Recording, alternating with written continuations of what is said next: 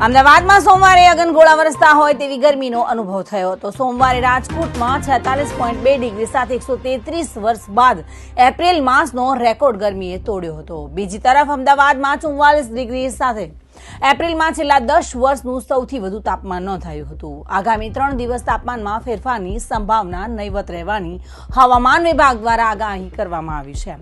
અને જેની સાથે જ એપ્રિલમાં આવી ગરમી છે તે મે મહિનામાં કેવું રૌદ્ર સ્વરૂપ દર્શાવશે તે ચર્ચાનો વિષય બન્યો છે.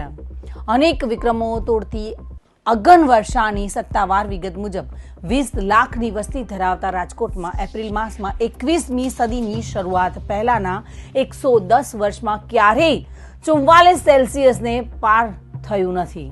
ચાલુ એપ્રિલ માસમાં આરંભ સુધી શહેરમાં સર્વાધિક તાપમાનનો રેકોર્ડ વર્ષ 2017માં 44.8 સેલ્સિયસ હતો અને જે ગત તારીખ 9 એપ્રિલે 45.2 સેલ્સિયસ તાપમાને તૂટ્યો હતો. સોમવારે માત્ર 20 દિવસમાં ઊંચા તાપમાનનો નવો રેકોર્ડ અને તે પણ 1 સેલ્સિયસ જેવા વધુ તાપમાન સાથે 46.2 સેલ્સિયસનો સર્જાયો છે.